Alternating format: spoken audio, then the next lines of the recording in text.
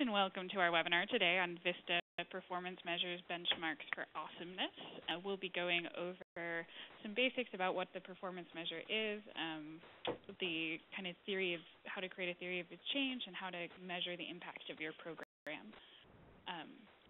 Joining us today, we have a team you'll probably see in the chat, Danielle Ricks and myself, Robin Stegman, as well as Shannon McGarry, who is helping us with the tech today, and will get us started with some tips for how to use WebEx. Great, so much, Robin. So just a couple of quick tips that will help streamline the process and make your experience a little bit smoother. We invite everyone to participate. We really want to start a discussion, and so a couple of ways that you can do this. The first is to submit your questions that might come up for the presenters anytime using the Q&A feature, which can be found in the panel on the right-hand side. We're going to go ahead and do our best to work into our presentation and to address those during the formal Q&A portion of today's presentation.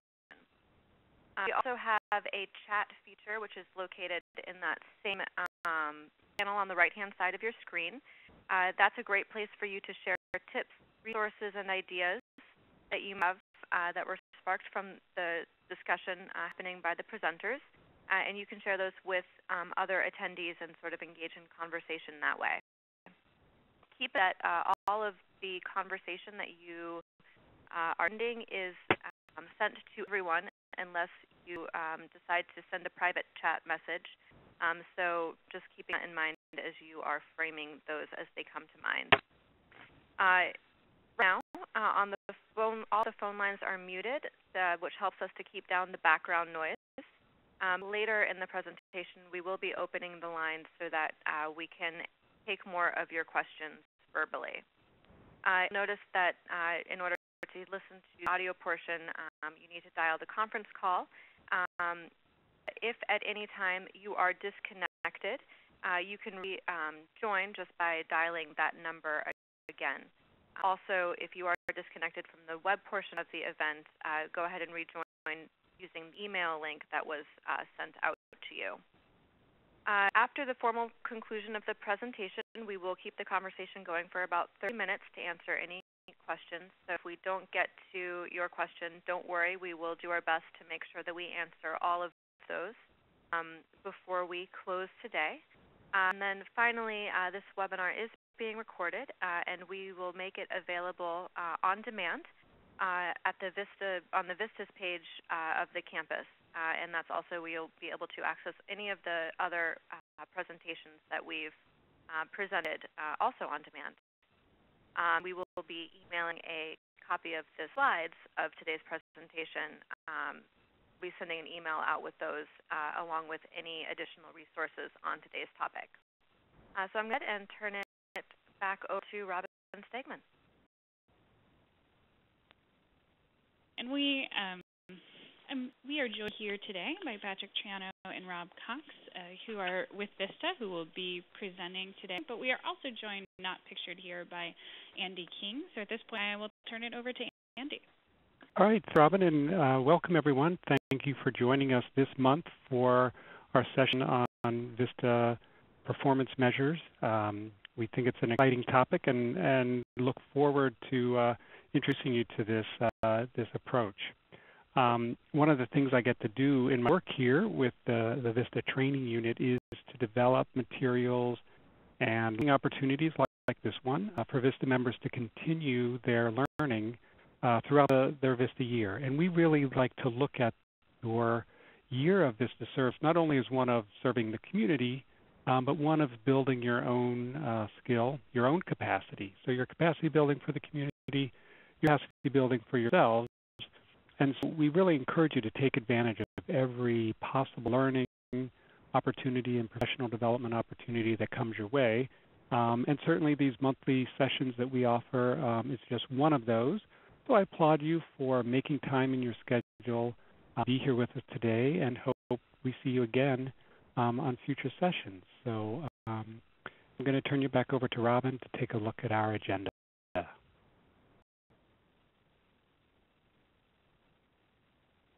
And And I'm actually going to turn it over to Robert Cox, who will be going over some of the learning objectives for today.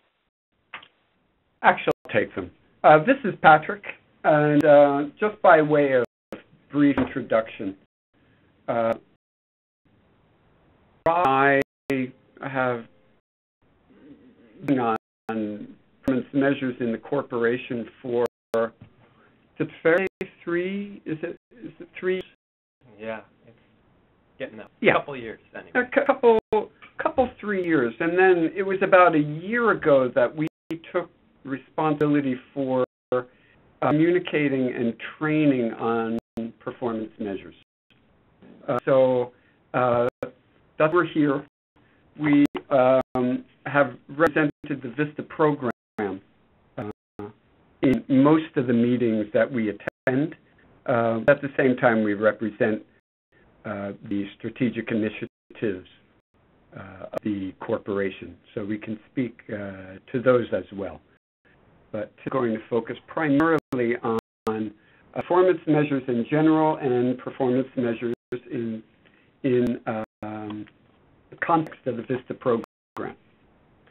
So the objectives are to define performance measurement, make sure that we know what that term means, and then identify VISTA's performance measures regarding capacity building.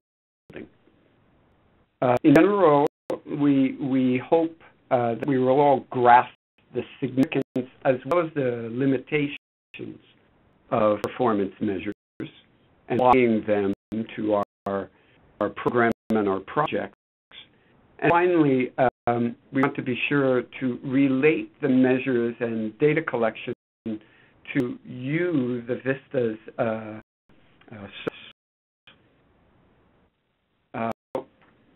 let's take a look at the agenda. Sure. This is Rob, and I'm really pleased to be able to join you to talk about topics today. Performance measures is near and dear to my heart. I was a VISTA about 10 years ago, and this work is really the heart of what we do. So today we're going to be talking about really what the purpose of performance measure is, measuring performance is, and then we're about some thinking about what we do using a framework called theory of change, and we're going to get into what performance measurement isn't. And then we'll talk specifically about some of the ways that we're trying to measure the activities and results of our capacity building work in VISTA and with CNCS. Have some time at the end for a Q&A.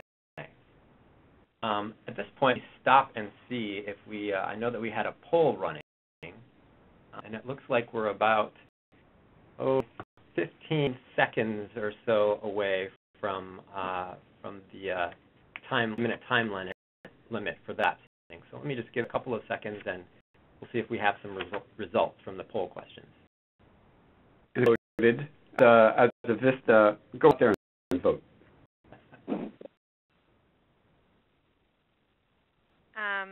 They have results?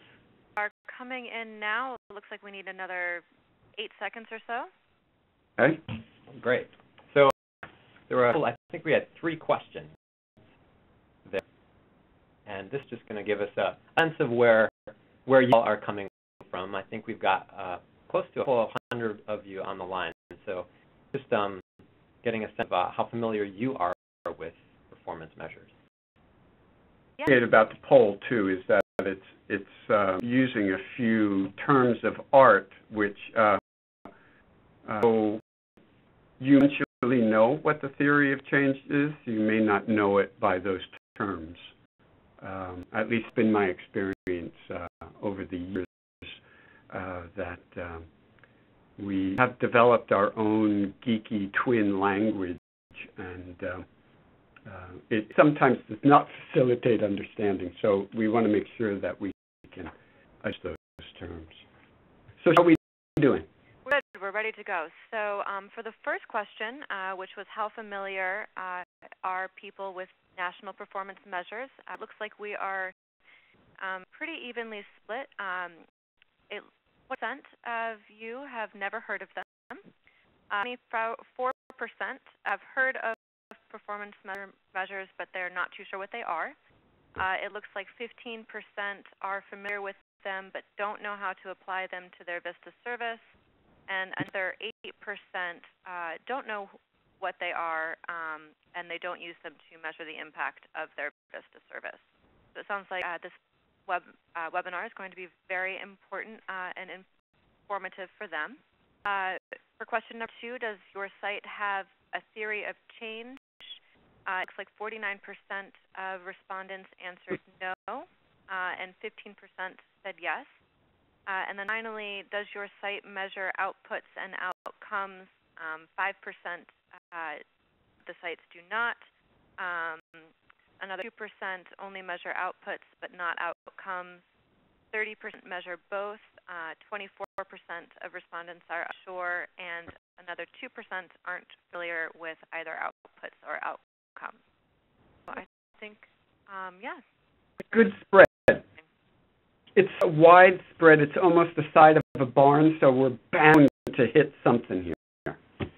I appreciate everyone answering, and thank you, Shannon, for the poll.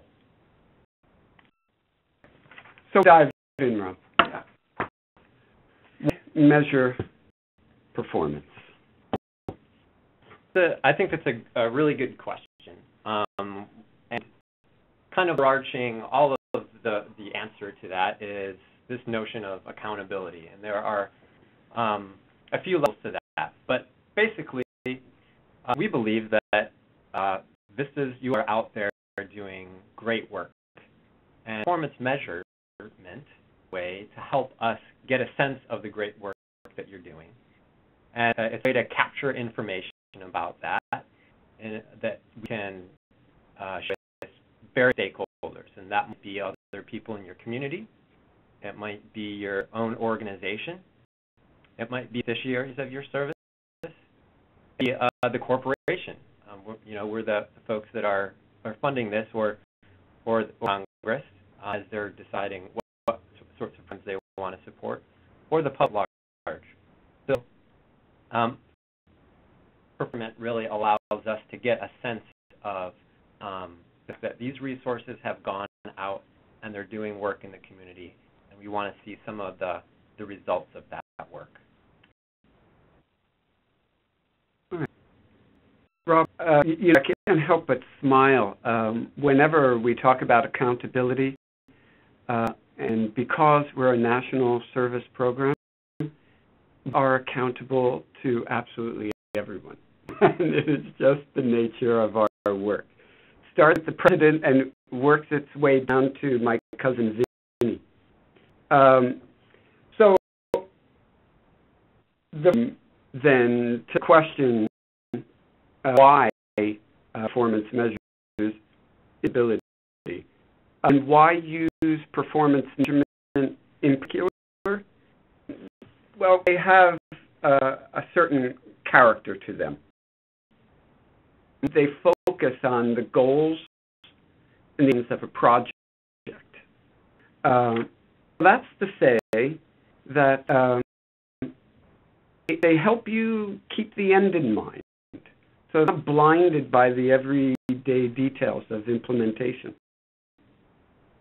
Reflect the progress or success of a project. So they essentially keep track of the progress that substantiate and that we may claim. Substantiation is because there's lend data in telling a project's story.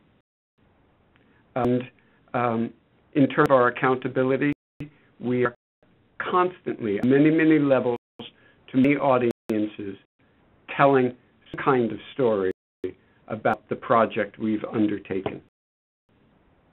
So, Rob, can you give an example or two of performance measure? Sure. Well, just from every life, if you're thinking about measuring something that measures performance, you might think of, a report card. So say a student knows 85% of what they covered in geography. They might get some sort of a grade that reflects their knowledge of that work. Another example of an indicator of performance might be a car that say how quickly can a car go from 0 miles per hour to 60 miles an hour, and it can go in 6 seconds, or it can go in 10 seconds, and so forth. So those are indicators of performance. All right. And just to be clear, in the report card example, within, say, geography, we probably have measures underneath the topic of geography. So if I got an 85%, it might be because I can't find Punjab on the map. And one of the measures was to be able to identify where it was on the map. Right. Gotcha.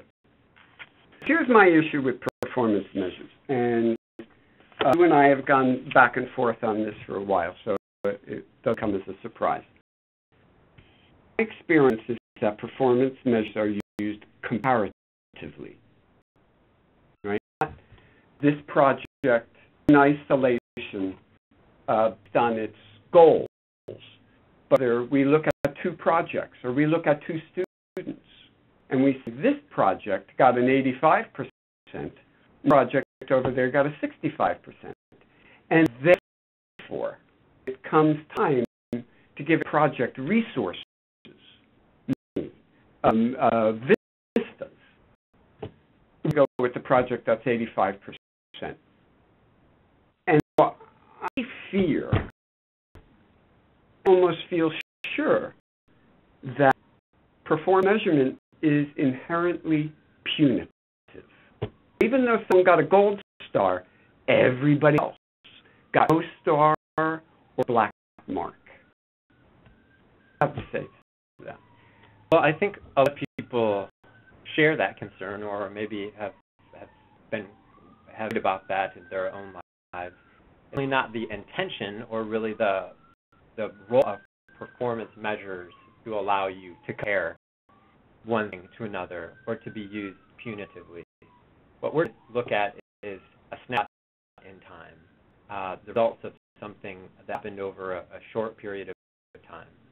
Now, there are all sorts of things that may be happening at an organization or a program that say exactly that the activities led to something else. It's cause and effect relationship, in other words.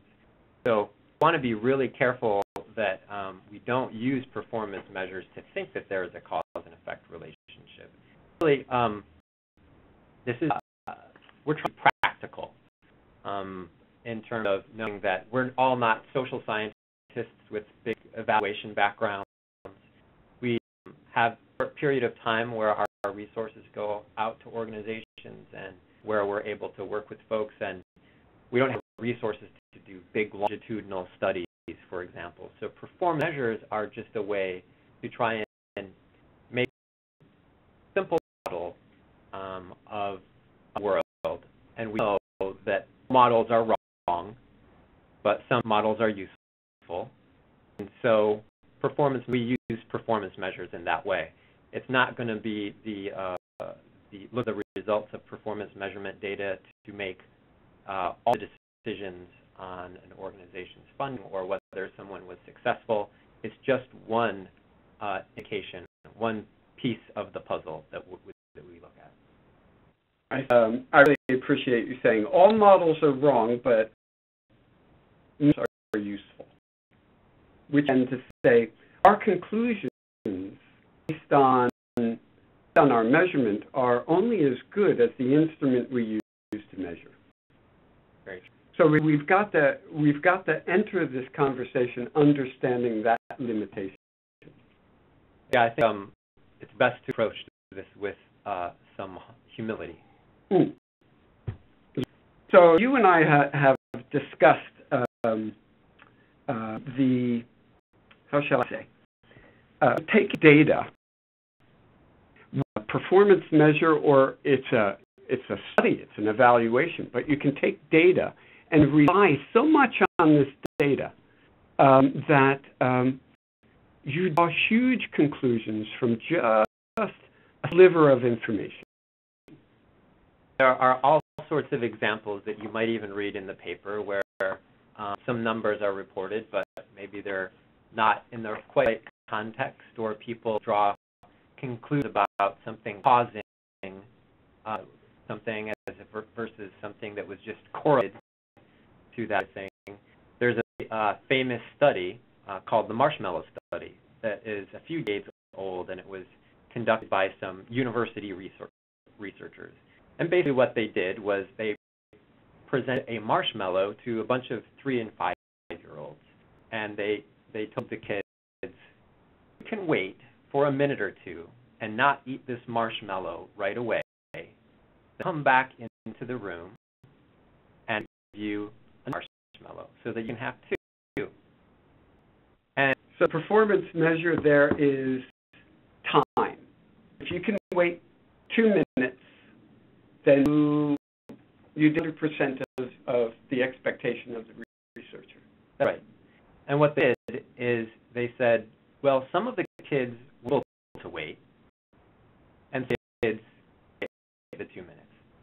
And they concluded that this had to do with a child's willpower.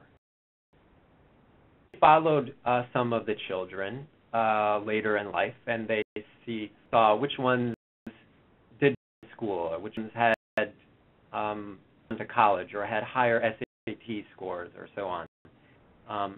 And made the conclusion that this willpower thing has some significance in success in life. Let's be clear. Then first of all, they drew a line of causality. That if you wait 2 minutes, you're strong willpower. And another calls a line that says, and if you have strong willpower, you'll end up doing very well academically and professionally. The conclusion they drew. Right. Now, recently, in fact, earlier this fall, there was some, you can look in the news, this study was revisited by another group of researchers at the University of Rochester. And a bit of a twist on this study. And they separated some children into groups of reliable and unreliable experiences. And children who had reliable experiences, they did just as the first study did. They give the kids some crayons and let them play, and keep all of their promises. If you want to have color with these blue crayons, then we can we'll bring back some additional crayons and keep that promise. So reliable means the researcher do promise. That's right. This child. The person who's making the bargain with the child is always reliable in the sense that they follow through on their promises. Mm-hmm. And then repeated this with the Marshmallow Study, on which children did and which didn't. Then there are a group of children with an unreliable bargainer. And for these children, they basically offered, say, crayons and said you can have a blue crayon, and then come back and bring a brown crayon. But they broke their promise and never brought the brown crayon. And so this group of children had experience with the person not fulfilling promises. And in this group of children, they repeated the Marshmallow Study and found that the kids were not very willing to wait very long for that second marshmallow. And so it introduces a new variable into this notion that it's just willpower, just nature, essentially, that determines a child's willpower. It might be more than that. It might be their experience with their environment. And so that's just an example of how you have to be really, really careful with the data and the conclusions that you that you draw from it. And that's a longitudinal study. That's not even performance measurement data. That was a longitudinal study. So data collected can be twisted, can be misinterpreted, and a model can be too narrow, not factoring enough of the environment in order to draw clear and substantial conclusions.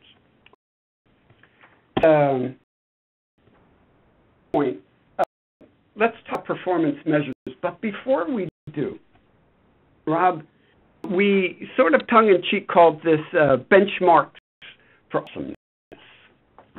So I think the word benchmark is really fascinating because it reflects, to some extent, our understanding and misunderstanding of performance measures. So we that benchmarks has something to do with benches and marks. Where does it come from? It's used to say it's either high water mark, like it's, an indicator of absolute excellence, or low water mark, it's an indicator of really failure. But it comes from cabinet makers who needed a standard. So imagine if you're a cabinet maker and you're constantly building tables. You can't constantly ask yourself, what height should a table be? What height should a chair seat be? Et cetera, et cetera. And so they established a standard benchmark. Anything above or below is measured against that standard. The seamstress, the fab industry, and they used to measure fabric on the bench. I think, to your point, they're used by surveyors. Because surveyor, as you know, is using what? Euclidean geometry in order to determine angle, and the benchmark was a given. So it allowed a surveyor then to say it is this long and it's this high. So it used to triangulate information as opposed to simply measure one simple object. And that's how we have to approach performance.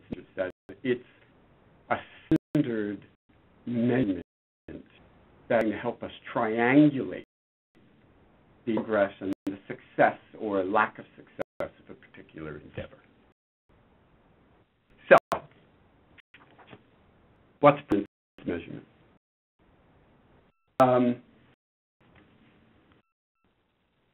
Measurement is the ongoing systematic process of tracking a program's measurable outputs and outcomes. And before we focus on the word output, let's focus on the word systematic process. Being systematic means that it's more than anecdotal evidence. Anecdotal evidence, I mean, 5 people from the community came up to me the other day and said, boy, I really liked what you did for us. It was a great meeting. We made some really great progress. Those are good stories. They're off the cuff. They're here. They're there. They're scattershot. That kind of data, that kind of information was captured in a systematic manner. It becomes more than just an anecdote. It actually becomes a means of measuring the impact of a particular endeavor. And that counts the actual products or services that are delivered by a program.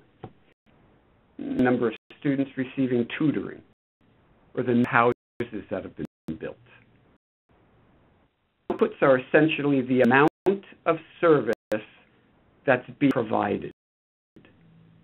They mean the completion of activities and document the fact that individuals received services, products, that were created or programs were developed.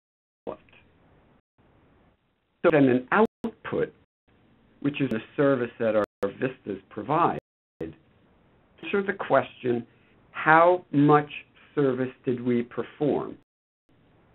What products did we develop? Right, that's Patrick. And don't answer the question, what changed as a result of the service or the product developed. And for that, we look to outcomes. So outcomes do reflect the changes or benefits that occur. It can reflect changes in individuals, organizations, communities, or environment. So kind of break these down into changes in attitudes, knowledge, behavior, or conditions. For example, change within an organization will include a better system to serve community members. So outcomes answer the question, what difference did our service make for beneficiaries, or how a new system or product that was developed enhance the capacity of the organization to serve the community? Let's be clear of what we mean about attitudes, knowledge, behavior, and condition. I think we understand a change in attitude, and knowledge, of course, we measure an increase or an unfortunate decrease of knowledge. Behavior, it's demonstrable and we can measure it. And condition is really looking at either a system or environment. So in much of the community development world, the most compelling outcomes, that is, the most interesting outcomes to the people to whom we report, are those that have changes in behavior or conditions, the real big ones. How it makes a change compelling is just the type of change, but the magnitude, or the amount of change that has occurred because of our service. So change should reflect the activity's intended purpose, really. Yeah, it gets back to your point about it being systematic, that we have some intended purpose for this. So basically, performance measurement can show whether a change occurred. Whether the change occurred because of the intervention, you might use a different approach, such like a longer-term impact evaluation. And before we get into, this evaluation, let's talk about a term that you just raised, intervention. That, I believe, belongs to the larger aspect of the theory of change model. And so, the theory of change addresses what do we want to do and why do we want to do it, and the performance measures then measure how we have implemented our decision to do something. That's right. Yeah, that's exactly right. So before we go out starting to try and measure things, we'd be really intentional and know this goes back to knowing what we're measuring and why we're measuring it. So what you need to measure things effectively, you really need to have a good understanding of what it is that you're trying to do. And the theory of change is a framework. You might have also heard about logic models or other sorts of things. Change is just a framework of helping you think about what it is that you're trying to do and how you're trying to do it and what you're trying to address. So generally, it articulates some of the assumptions underlying your choice activities. And there are three kind of big elements to the theory of change, as you can see in this little graphic. There's boxes there, and I'm going to call it a pinkish box. There's the problem or the need. going to be addressed. Then in the right box, which is a greenish color, there's the intended outcome. So where if you deliver a certain activity to bring about some mental positive change in the community that's going to address your need. And then in the center, the push box, specific intervention, is a set of activities you've chosen to address the need that you is going to lead to the intended outcome. So when you're breaking this down, as I said, you start testing some of your assumptions, and often the activities that you choose, the interventions that you choose, are based on some evidence, maybe that you saw a similar approach worked in in the past for a similar program. So it's important to think of this, and usually these things kind of line up, and you can use the theory framework to think about all kinds of things, Patrick. There's probably examples from everyday life that'd be useful to talk about. Yeah, I think there are. And, before I'll take a stab at defining that. But, I look at this and I'm reminded of something we used to grapple with in the Peace Corps, as well as we do here in VISTA, which is it's not always a problems-based or a needs-based intervention. There's also the hopes and the dreams of a community. So next time we write that box, I think we should add that. Yeah. Yeah. Identity is just not a bundle of needs. So let's see. If we got a problem, an intervention, and an outcome, really simple, because it's all causal. It's got to be cause and effect. Let's say you have a cold, and the specific intervention in this case is going to be take aspirins, drink plenty of liquid, and sit in bed. And the intended outcome is that in 24 hours you will be back at work as your old self. Pretty cool. Now, what I think most interesting is if we take this model then and we apply the theory of change to this context. And that's something that we've been thinking more about, especially in the past couple of years, as we're about what our measures might be. We have to think about overall the VISTA program, the meta program. What is it that we think our resources are doing? So here we've updated those boxes to include a little bit more specific information about one way to think about the VISTA program. So in the sense of the problem or need, what we see organizations that come to us and say, we have an issue that we'd like to address in our community. We'd like to change some people's lives. The problem, we don't have resources that we need. We don't have the capability that we need right now in order to do that. And so for some assistance with VISTAs, the VISTA capacity building efforts. You can see become that blue intervention. And we hope that as a result of the efforts of those VISTAs, that organization or program or community is going to have the capacity to address the poverty-related problems and issues in their community. So, not the obvious. Really then, our theory of change is based on capacity building. Is that right? That's certainly an element of it. And what we would think about is what are the activities of the VISTAs? And there's certainly more to this story, which I think we'll see momentarily. All right. So let's just about each one of these elements in a little bit more detail.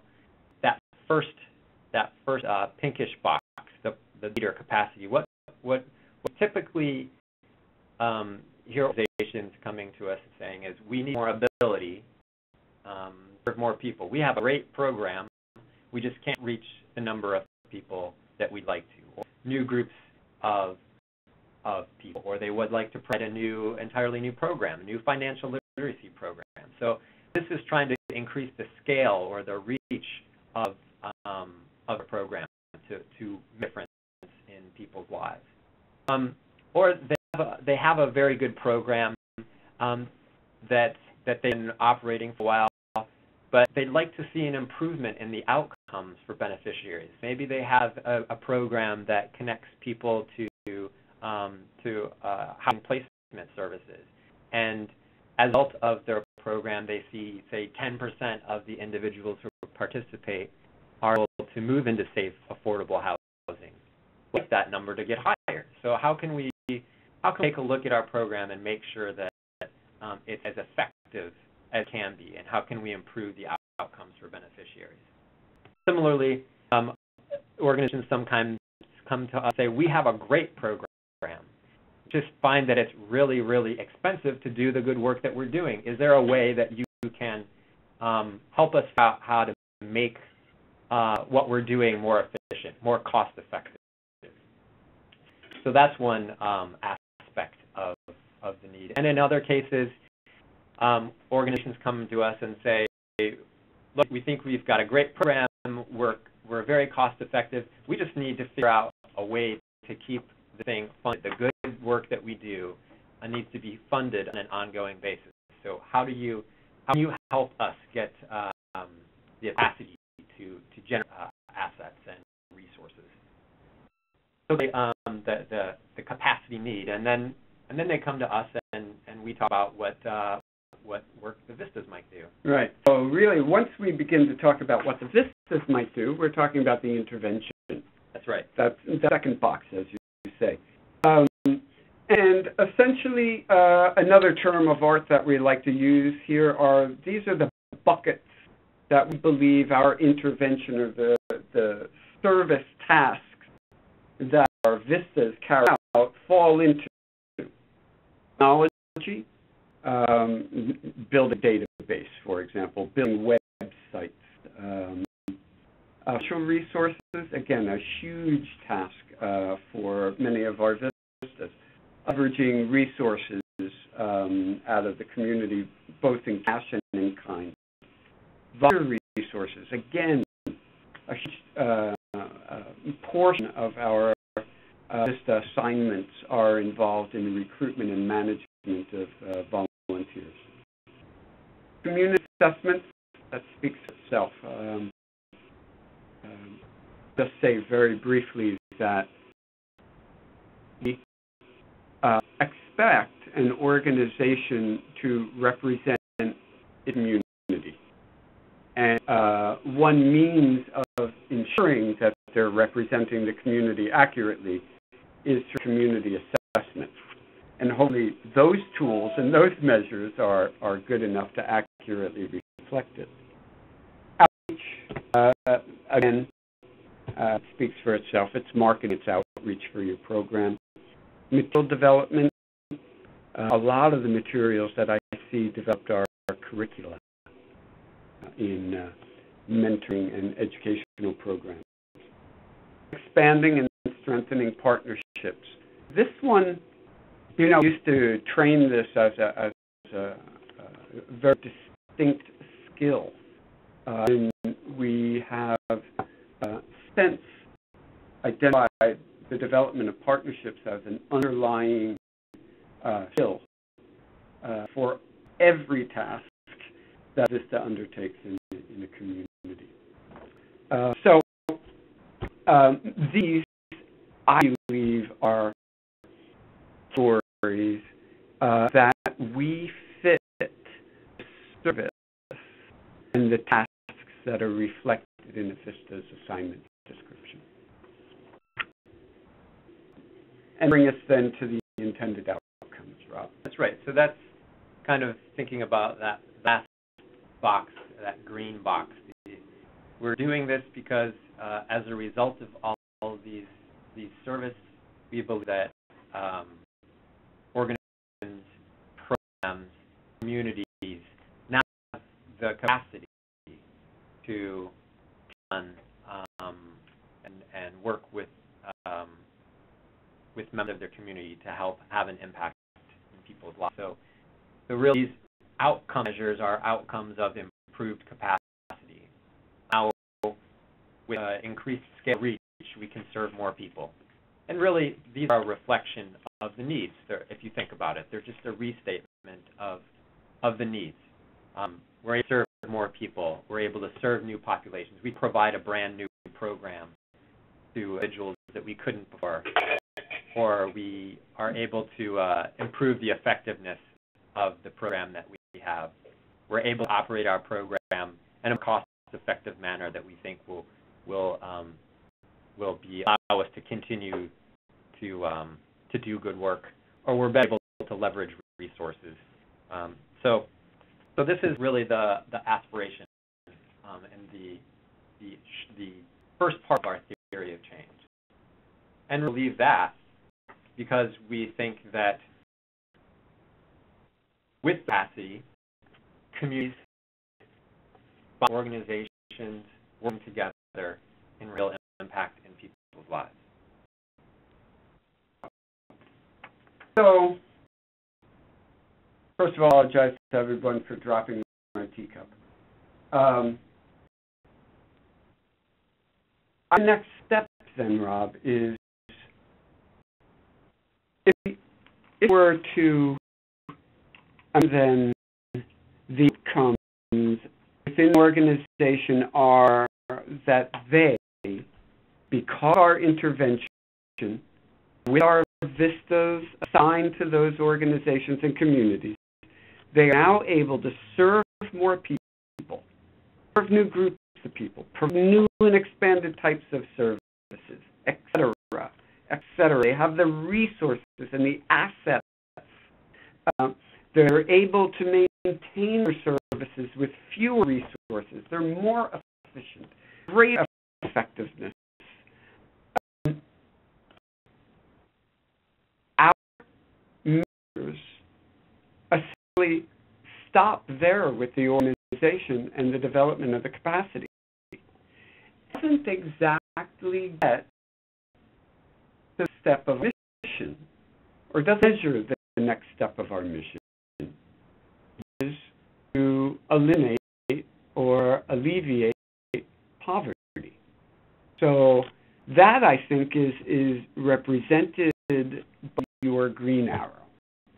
Yeah, and I think that's a great point, and one that we talk a lot about here. I mean, the reason that became a VISTA and that most people get into this work is because we can make a difference in people's lives, and we want to know the results of our efforts.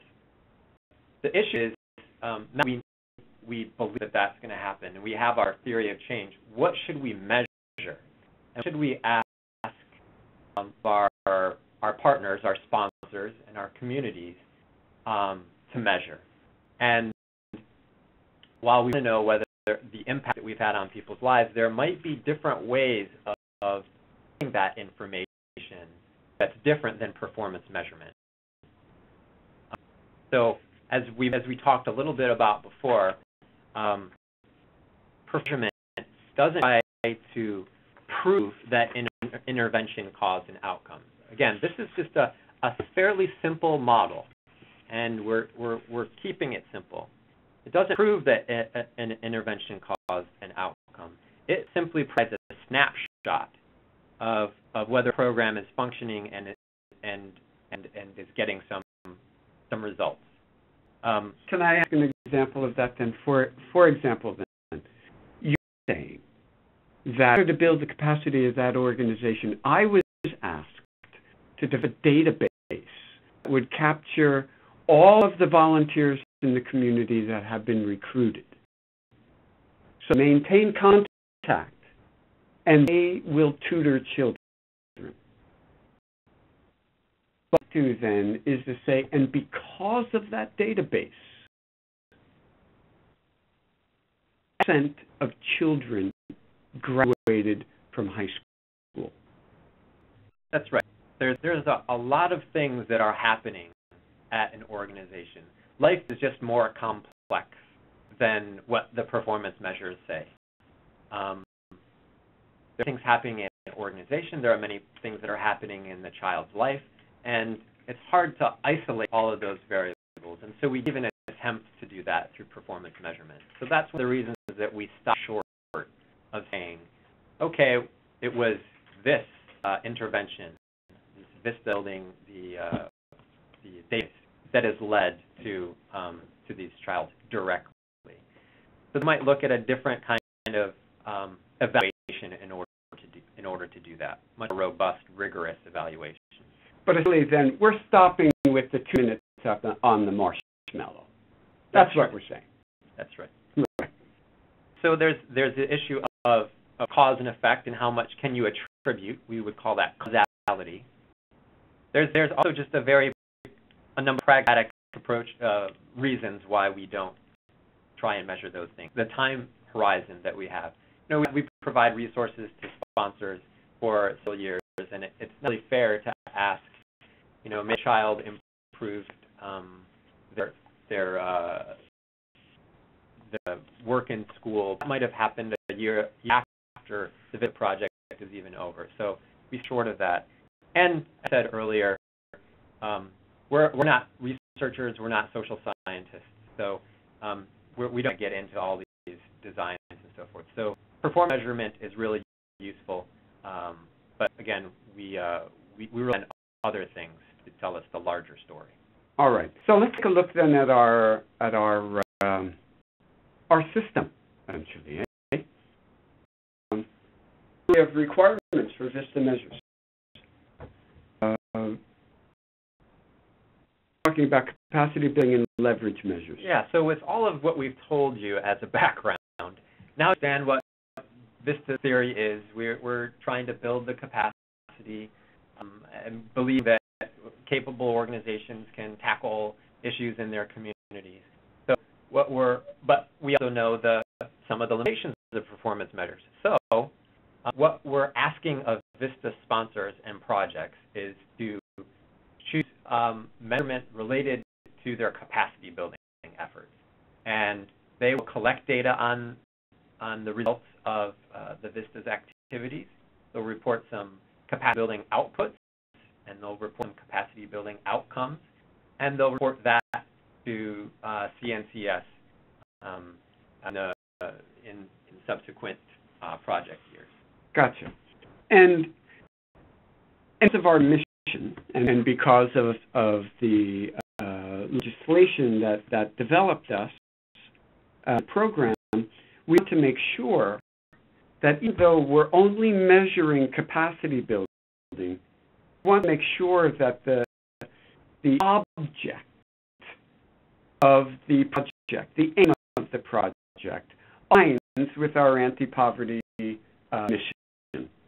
So under the focus areas of education, of economic opportunity, of health futures, and working with veterans and military families, we also ensure in the development of those projects that there is a focus on eliminating or alleviating the effects of poverty in the community. That's right. So the programs that we're building the capacity of are going to address these issues. And we make sure that we work with sponsors to pick, things we think are going to make an impact. And we want to do that with the voice of the community at the heart. So we want to make sure that, they're picking school readiness because they believe that that's an important aspect of to address in their community. So we all talk about 4 principles of VISTA: anti-poverty focus, and community empowerment are 2 big ones. And that's really what this last alignment with anti-poverty related measures speaks to.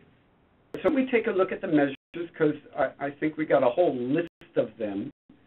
And let's try to get the heck out of people with these measures, but just give them a quick look and then they can review it at their leisure. Yeah, I think there should be no surprises here. Keep in mind that we're measuring in the context of capacity building. You'll see that one of the things that we take a look at is the number of community volunteers that of the project helped generate, or the volunteers that were managed. We also take a look a step further and say, okay, where VISTA's helping build a recruitment and management process that'll that organization to more effectively use volunteers. There's some the number of organizations that receive capacity building services. We have a lot of sponsors who work with sites and partners in their communities, so we like to know that. And we would like to know the number of staff and community volunteers that received training as a result of the capacity of the VISTA's efforts. Mm-hmm. And lastly, we know that some VISTAs are out there doing community assessments and working with the community to find strengths and weaknesses of community mapping. In a sense, on these measures, and there are a few more to come, but these measures are reflecting what we believe amounts to the development of an organization's capacity. If we do these services, then that organization will be more capable of addressing the needs of the hopes of a community. Right. And some of these you can think about as outputs, which we talked about are the number of products developed or the amount of service that we did. And some of you can think of it as outcomes, which is, okay, what changed as a result of the service that we did or as a result of the product that we created? Well put. So we see we're focusing on the number of organizations that are saying they're more efficient, meaning that they're able to run their projects, use fewer resources, and reaching the same number of people in the same reach, or the number of organizations that are reporting that they're more effective, saying that they have a deeper impact, greater numbers of people, or maybe even more services provided. And one there is focusing on the systems and business practices. What has been adapted by organization that was presented or offered by just a member.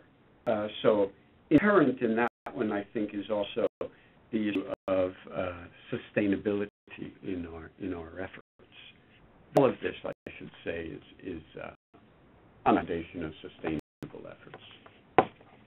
Yeah. I'll just run through it very quickly, and I will leave these slides to everyone to read in the future.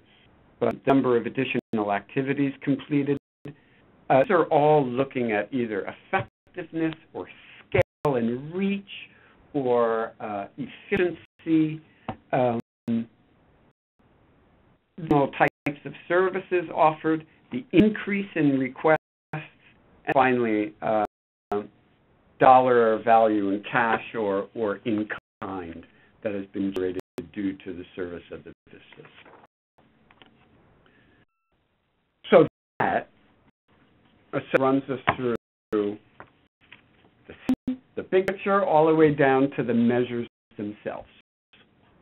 I can talk about the resources for a couple of reasons. So when we take a look, and Bob, you should talk to this as well, but I'll take the first stab at this.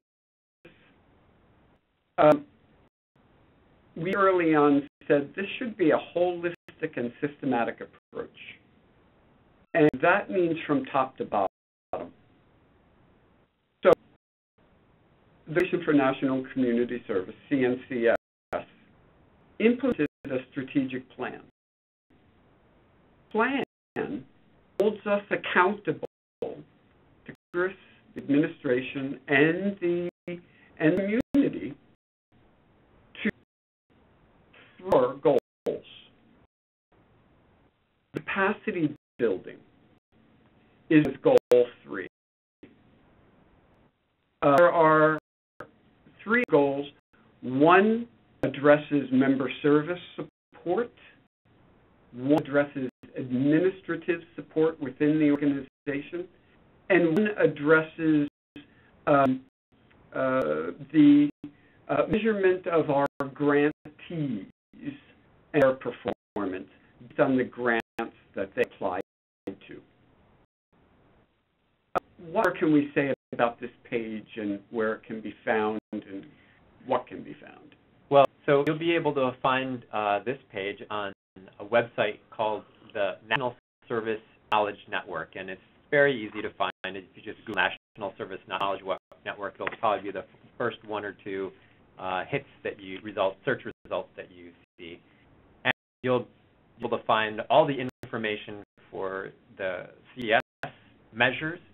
You'll be able to drill a layer to see all of the measures that we just told you about VISTA, the capacity building measures, and the focus area measures that we said sponsors will align to, and those are the things like education, economic opportunity, healthy futures, etc. So if you want to see specifically what VISTA is really focused on, you can run and see that from the National Service Knowledge Network. The last thing that I would say is if you're interested in digging into these performance measurement concepts even further, then you can visit something that we front page called the Core Curriculum, Performance Measurement Core Curriculum. And there were some tutorials and aids that were created in the last year or so to help project sponsors, applicants, grantees of other national service programs like Senior Corps and AmeriState National to get a sense of what is that performance measurement is, what the change is, how to develop high-quality performance measures, and forth. So there are about 6 different subjects that take about an hour each that you are more than welcome to dig into and learn more about these concepts. Yep, good. There's one thing that I'd add to what Rob said is that as you can imagine, when you use words like train, beneficiary, there are very specific definitions. So you'll be able to dig down all the way to the definition of certain words used in each measure. And of course, helps us maintain the validity of what we're measuring. That what I'm calling a volunteer is exactly the same thing as what you're calling a volunteer, so that when we give a number, the number makes sense. Point. And I would add one thing that this framework that we've just talked about is fairly new. It's only in the last year or two that we have come up with these of building outcomes and puts these size measures, if you will. And so don't worry too much if you look at your sponsor's project application and project plan and you don't see exactly this.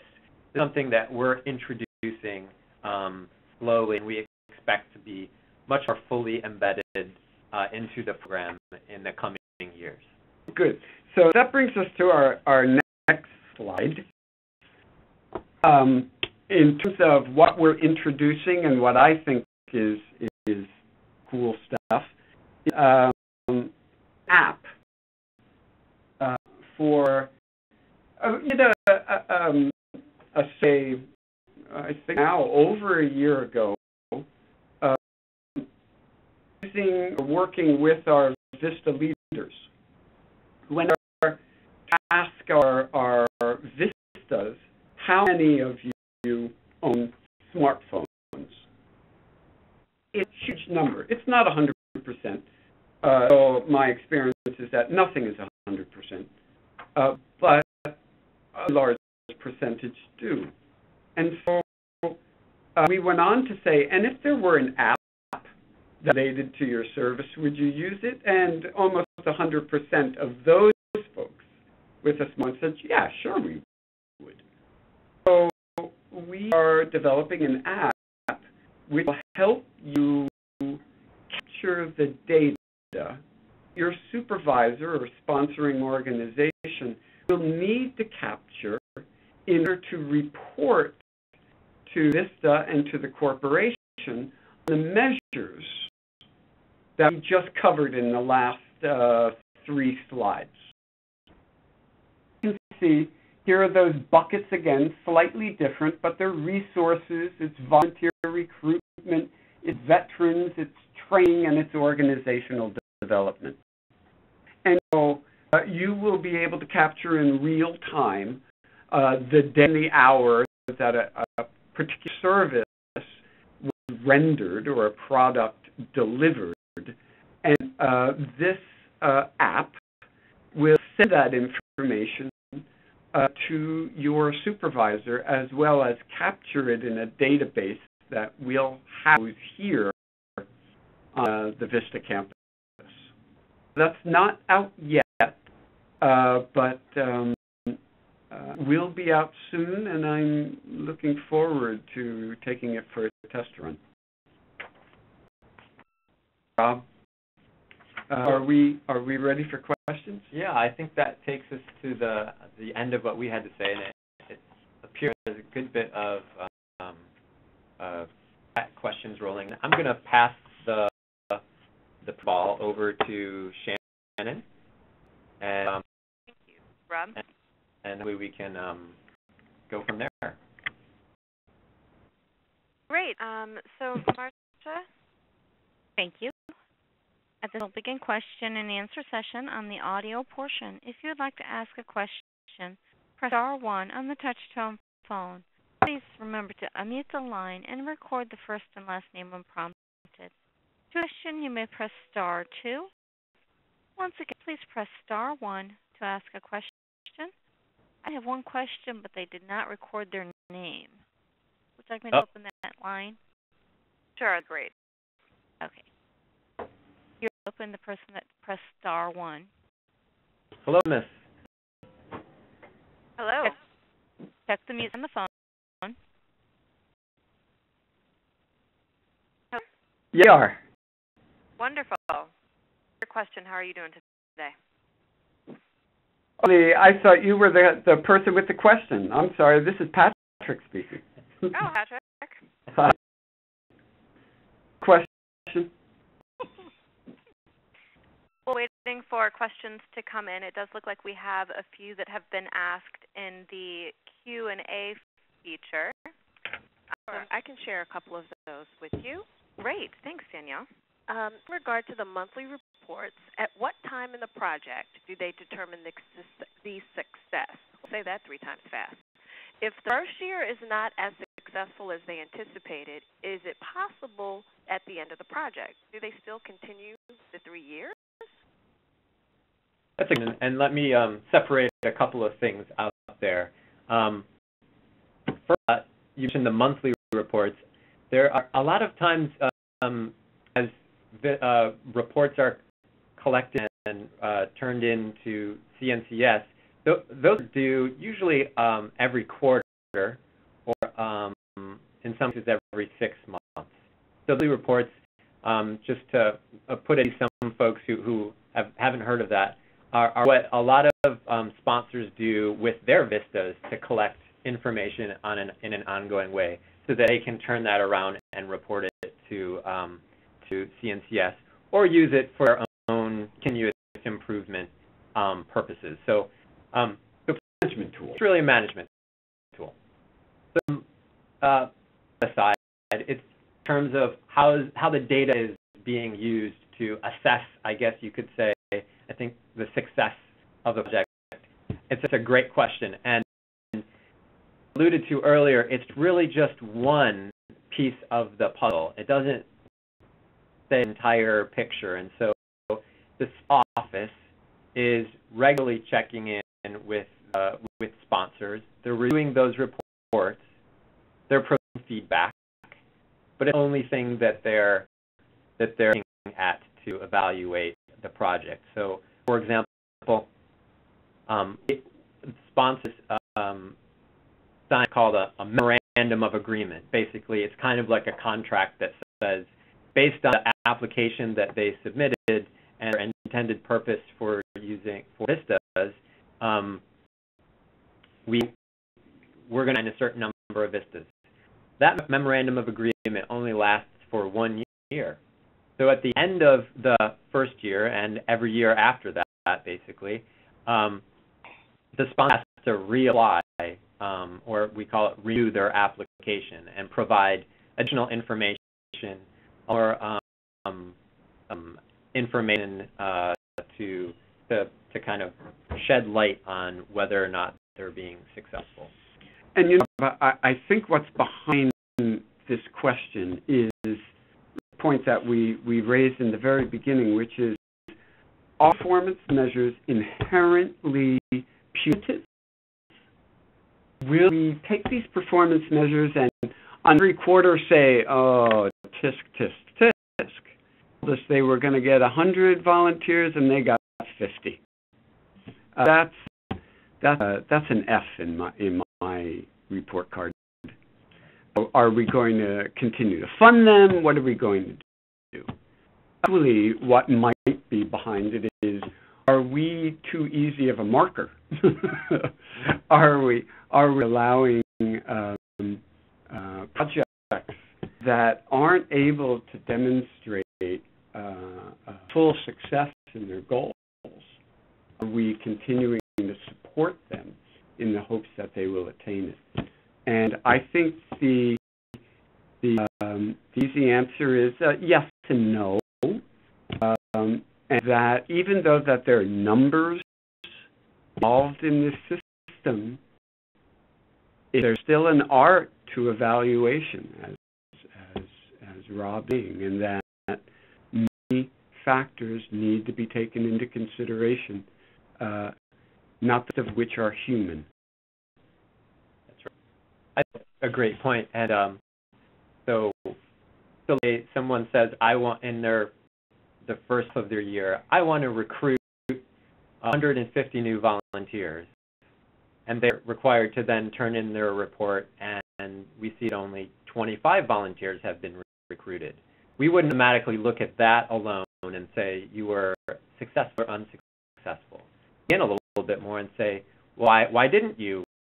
Why weren't you able to do that? What happened? Well, maybe it was a heaven forbid disaster that came into the community and changed around some of the focus of the activities, and they were having to respond to that. So all those things that are what we'd be looking at. Leads to this next question, which speaks to accountability, which is, what happens to sites and VISTAs that are unable to provide data for performance measurement? Well, I'm going to take the first whack at that, which is that I don't think, lack of compliance. Right? So as Rob said, we have a memorandum of agreement. Okay, here are your expectations that we promise to meet as the VISTA program, and here are our expectations that you also promising to meet in to maintain this agreement. So I have to say that I have not run to an issue when one said without good reason, and it would be, we've only been in operation for 3 months, we can't really give you any reliable or substantial data. But outside of that good reason, I haven't experienced people who refuse to give data. Concern more are the people who make up data. And that, again, is an issue of compliance, and we need to monitor and ensure that a project is in compliance. Patrick, I think you had something which leads to a slightly tangential point, which is these measures are VISTA. So I'm in the second year of my project that intended to be a 3-year project. And so we're also taking into account, is it the first year of the project? Is it the first 3 months of the first year of a project? Is it halfway through the second year of the project? And we can judge things a little bit different as well. And we expect to see some different activities in each year, and we probably will expect to see some different performance measures in each of those years. So there are a number of things that are going on that we're looking at. Question: are monthly reports filtered to include only the VISTA performance measures that our host organization has identified as measures in which the program can build capacity? It says, I've noticed that I haven't reported on some of these measures. I would say filtered is an only value-laden term, so I'm going to avoid the word filter and to the question of does an organization identify the measures that they want to be held accountable to? And the answer is yes, they do. So you as a VISTA may be reporting on other things that you're doing as well, but if the organization way up front when we came to our address of the memorandum of agreement, didn't they, I want to be held accountable for all these measures, but only these measures, they would filter out erroneous data.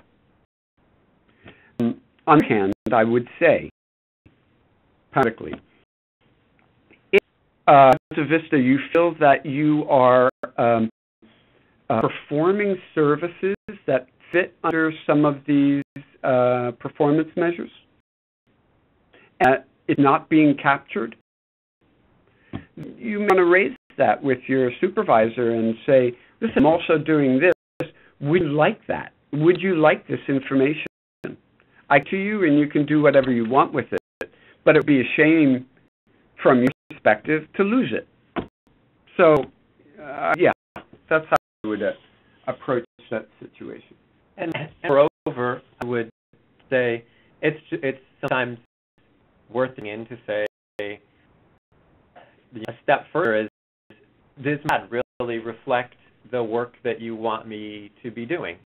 And should revisit some of the activities on my ad, and we revisit the performance measures that you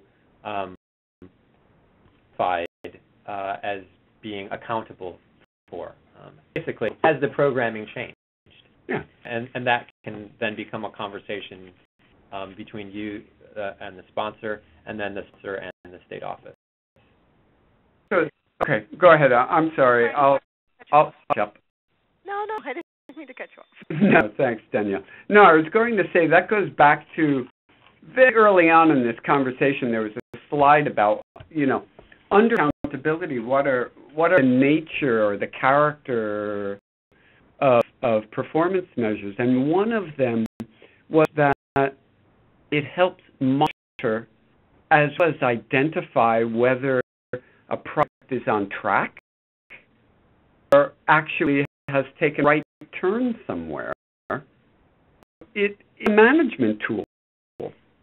The performance measures are a management tool for us on a macro level, for your organization on a micro level, and for you in terms of your service year. So it's a tool. It's an instrument. It's not the only one, but it can be a useful one, as Rob said about models. I'm asked this question, and then I'm going to punt back over to Shannon to see if there are any phone calls. This asks, he shares, I'm having trouble getting the service organizations to participate in a community organization capacity assessment with the survey. And I want to know if you would have to do 2 capacity assessments.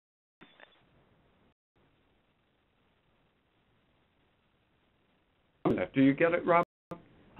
This may be in relation to one of the measures, which is related to community assessments, and a measure that asks how many organizations to do a community assessment. What I would say is there are some pretty specific definitions around each one of these terms. And when we talked about some of the resources, it might be easiest just to Google that National Service Knowledge Network, and you'll see how to collect information for that measure, but all the measures, and understanding, again, what the difference is between, say, a community volunteer who's recruited versus managed, and how you might want to keep track of that, so that when you report the data, you have a good kind of documentation. Really good point. If I understand the question correctly, it's like a question that Rob had earlier this morning, which is, should VISTA be counting the organizations that are identifying effectiveness or identifying that they're employing 3 or more effective practices? My sense is probably VISTA doesn't have the perspective to do that, and that what you may be able to definitively identify and record are services themselves or the effective practices themselves, and allow that information to roll up to sponsoring organization who has a broader perspective of all the VISTAs and organizations with which they work. And they do that kind of counting. See the other dimension to this question. So I don't know if that was helpful or just more confusing. Shannon, have any questions on the line? I have 2 questions now. Sarah, I believe it's Vernon, your line is open. Hi, Sarah. I'm having some troubles with my service site, and we have a lot of difficulty measuring our service learning students and their efficacy in the community, as well as the fact that measuring my own successes as a VISTA is very difficult because my VET and my RFP don't really seem to have anything to do with one another. I guess I'm having some issues just by, I don't know how to measure that the activities of my dad are successes, because they don't necessarily correlate with what my RFP is asking of me. And not to mention that even demonstrating my successes, I say, is difficult due to organizational factors. So, it's a tough question, but hopefully maybe you guys have some advice. Could I ask a clarifying question? Sure. I think the other term along VAD was RFP? Request for proposals or something. It was a document in which my site asked sent to, I don't know if this is unique to me, but it's the document in which my site actually requested to have a VISTA. Your site is probably a sub-site, Rob. Would that be correct, that it's a sub-site and that the RFP was put out by the parent or prime site? About right. Does that sound about right, Sarah? Sure. At your site, there is maybe another layer of organizations that you work with besides those just at your site? Kind of. Okay. That's what it is. Well, right, this is a kind of sticky wicket because there's probably a number of things going on. One, in terms of assessing, I think you said efficacy of the outcomes for the this learning students. That be part of what your that is.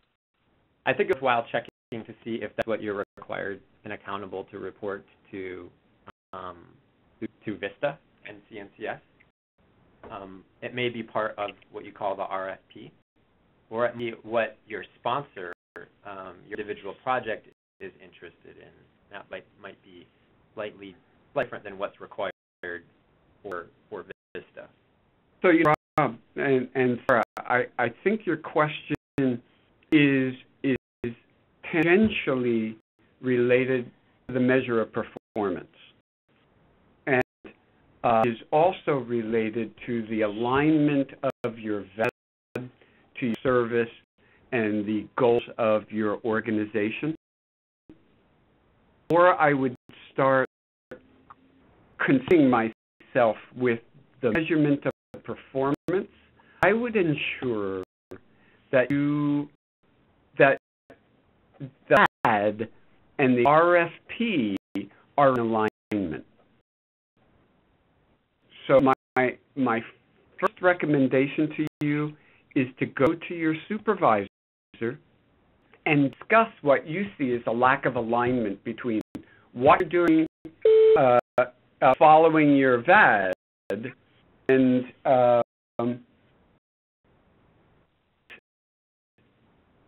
your supervisor expects you to do. Once you get that into alignment, then you can get into the next question, which is how I effectively measure then the impact or the effects of my service.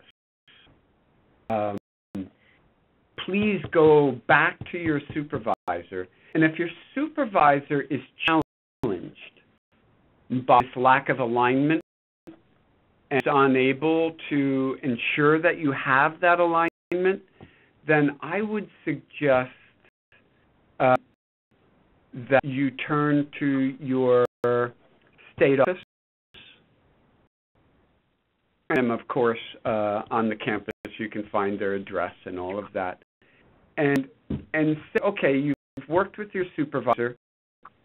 It has not quite aligned your VAD with the RFP yet. You're still a bit at sea. And would they please intervene and give you some guidance and work with your supervisor in order to get that alignment? Otherwise, the two ends will never meet. I'm going to say one more thing, and then maybe we can turn it back over to our host. We've kind of alluded to it, but I want to say explicitly that when we talk about measuring performance, we're not evaluating whether you individually are successful. This is an assessment of your performance. Think of you as the project is kind of like a cocktail, and your efforts are one ingredient.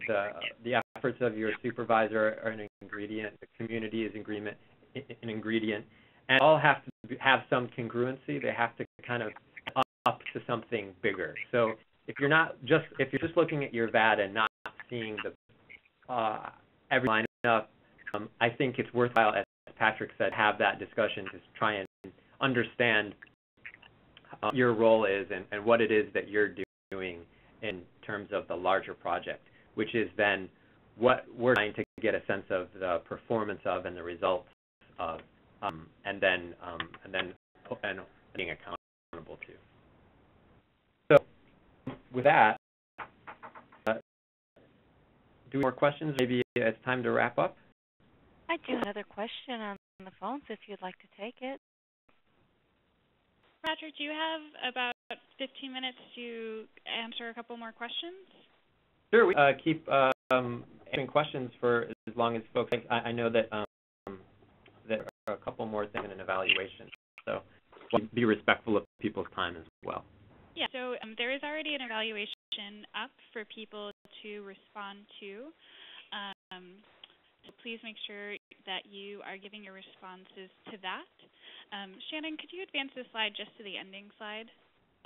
Just to let people know that there will be another webinar in March on the alternative lenses, poverty beyond the official measures. We're going to stay on about 15 to 20 minutes more to answer a couple of the questions on the line. For those of you who have submitted questions to the Q&A, we will make sure that all questions that are submitted into the Q&A get followed up after the webinar if we do not have time to answer them during the webinar. And at this time, can we take another question from the line? Thank you. Ms. Lauren Curry, your line is open. Good afternoon, y'all. How Kind you of doing? a sticky wicket. Actually, I'm doing very well. I get quiet suddenly. It's because I've had company, so forgive me. I have sort of a sticky wicket with my situation. My which sent me here is actually offered to send me someplace else and pull the plug on this. The group that I am serving, there is a need, but they are difficult to work with. The people, as far as the people themselves, they're wonderful. Does that make sense? The disconnect in between the people. For one thing, I don't think that they understand VISTA is supposed to be. Now, serve state and national and VISTA. Obviously, I'm quite older than the average VISTA, which is one of the reasons I'm here. I think I'm not even sure what I really need from you guys, and I'm not even sure how to ask it, so feel free to chime in here at any time. But is a graceful way to suggest to your host site that they kind of got a hold of the wrong program? What they really need to have is state and national that can do direct service, because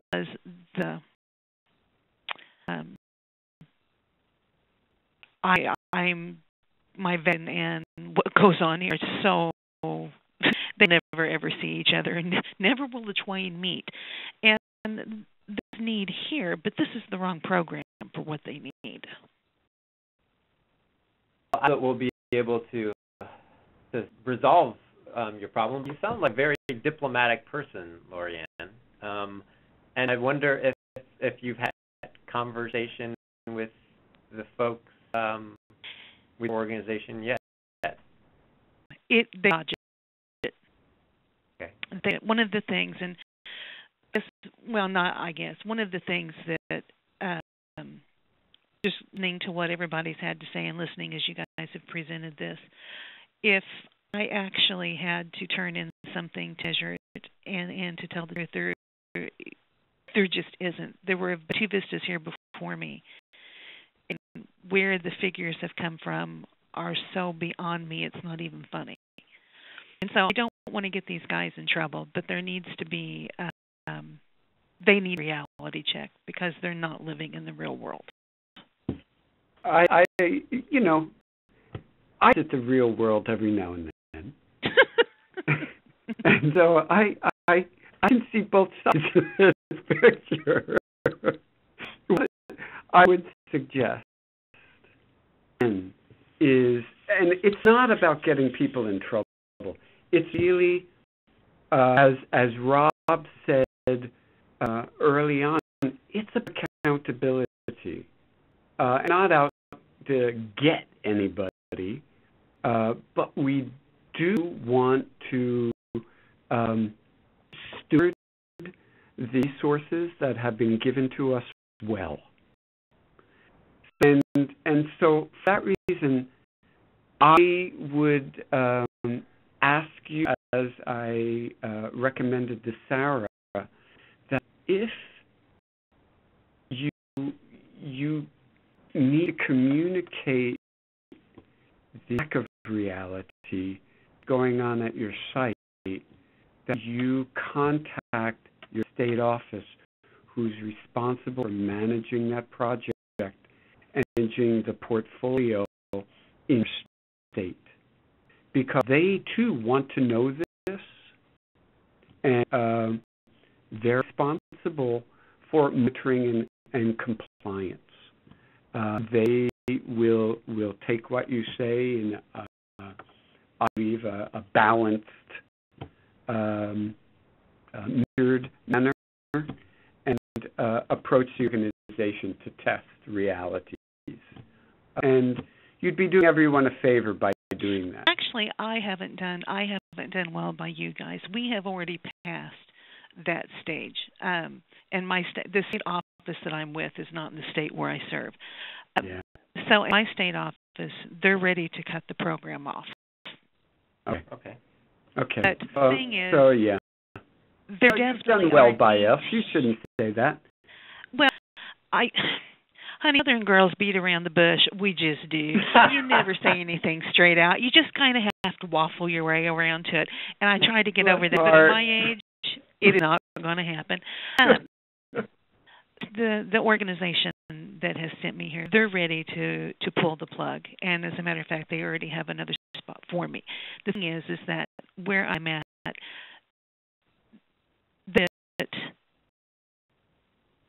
that if they were set up to actually make use of it, but they are not. What they really need to have is a state national program here. I hate to give up on something. I hear you. I know.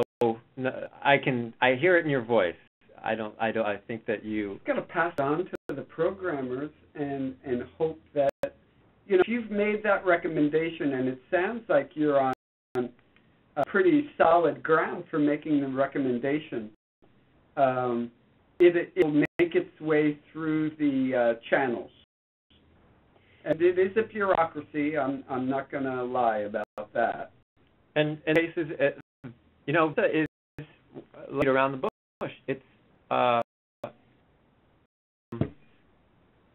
there's going on at these projects. So sometimes it's just not the right fit, and we all make our best efforts to make sure it's a good fit, and sometimes it just isn't. And I'm actually very relieved to hear that you have taken. I'm sorry that it's disrupting your year of service, and I wish that didn't happen. I hope that maybe you'll be able to find, maybe you'll be able to transfer to another project or find other opportunities for the remainder of your service. But I'm also relieved to hear that sounds like folks are taking a hard look at. So, in the organization I serve with, they take their responsibility very seriously as stewards. So I was hoping that you guys would have the magic formula to say, what you need to try is this. But thank you all very much. I appreciate it. And you guys have done a fantastic job with this. I had no idea. As long as I've been doing this is my third term of service. And you guys brought up stuff I had no clue about. Oh, thank you very much. And if you find that magic formula, let us know. I thought we gave it to you, Lorianne. Damn, didn't we give her the magic formula? You so blew it. Thank you, y'all. Thank you. There is another audio question if you'd like to take it. Yeah, honestly, I can take one more, and then I got to run, Rob, and everyone on the phone. Okay. Hamilton, your line is open. Make it an easy one, Michelle. You know what? It's not even exactly a question directly to you. It's just that I was listening to Lorianne, and man, did I feel so connected, because my partner, the other VISTA, and I that are stationed at our site are going through the exact same thing, and I don't think that anyone has been able to basically relate to us. So I just really, and I put in the chat here that I wanted to exchange information with her. If she's still on the line, she could put, or I don't know how we would connect, but just to, be able to talk to someone about what's going on. We're in the process of contacting our state office now and seeing what we can do. Well, there is, that allows me to make a plug for the VISTA campus. And there are some forums on the campus that if you are trying to connect with other individuals to kind of get advice or some counsel, that's a good way to do it.